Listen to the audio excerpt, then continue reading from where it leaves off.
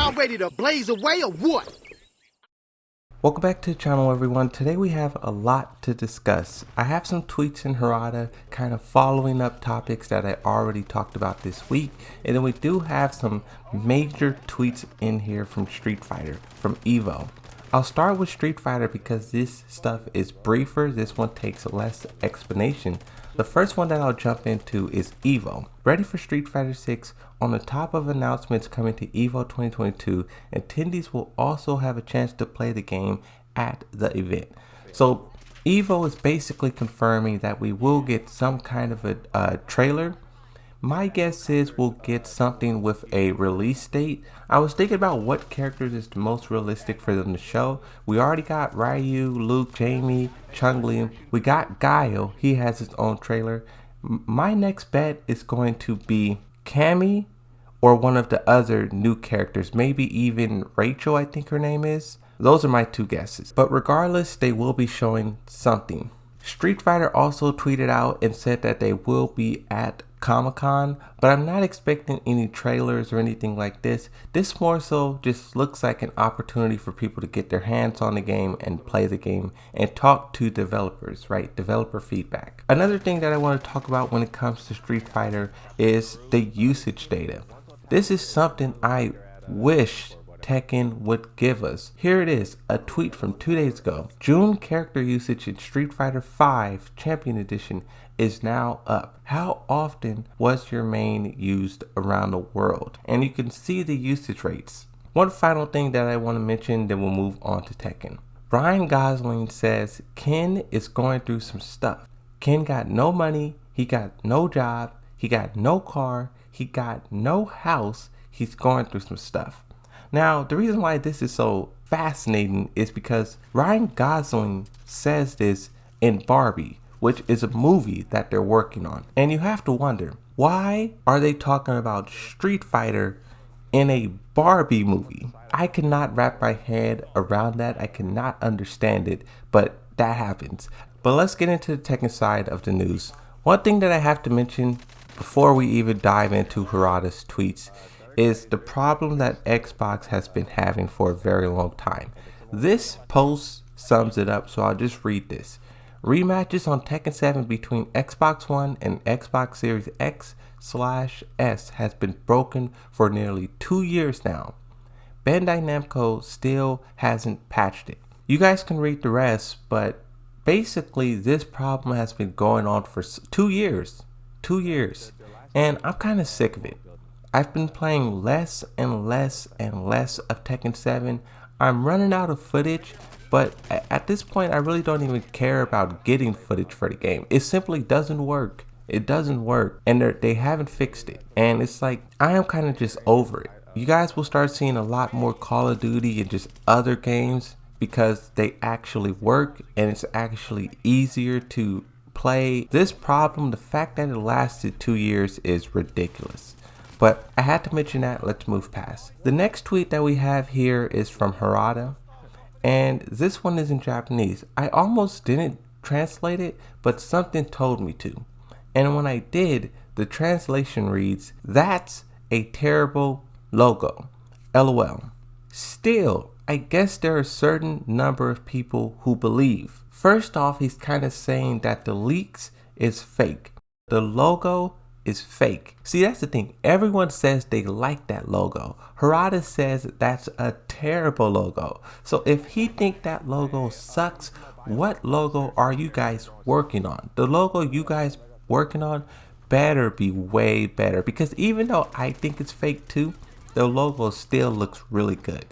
The second part, I guess a certain number of people who believe, basically saying believe it's real, believe that it's an actual leak. Now, I was kind of thinking, and I'll say this out loud. The Underworld or whoever, Panda Cat, they said they hacked Bandai Namco with ransomware, and they were trying to get Bandai Namco to pay up or they were going to release the information.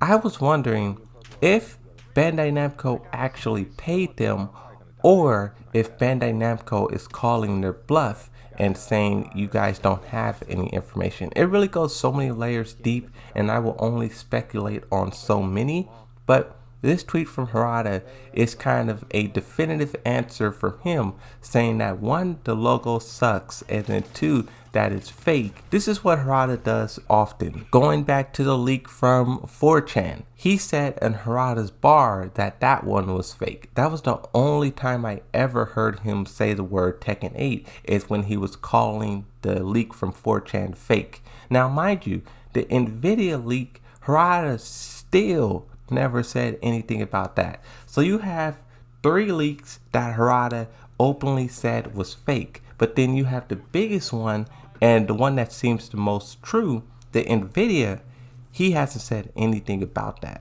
So I just think it's interesting there. But in response to him, someone posts a picture. I'll let you guys read the thread, read the tweet. We also have another one where Harada responds to. This is on the same topic. You can read this one too. But getting into more important news. So you guys remember the frame data tweet that I just talked about? I went back and read Harada's old statement on frame data because I thought it was relevant. But Harada responds to this one as well.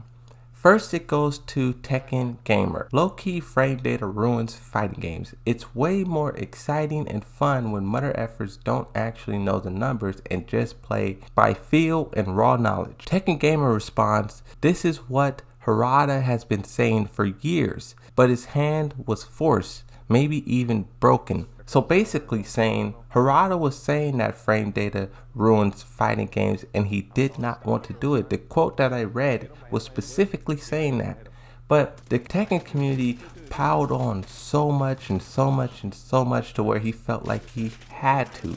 His hand was forced, maybe even broken. Harada responds and says, I'm surprised that there were someone who remembered and understood. So basically giving props to both Tekken Gamer for remembering when he was saying this, and then also he's saying that he give props to Punk because he understands. Now I've seen some people saying that Punk was just trolling with this. I've seen some people saying that he wasn't serious and yada yada yada yada. There was another tweet in here from Panda that I missed, so I'll go ahead and read this one.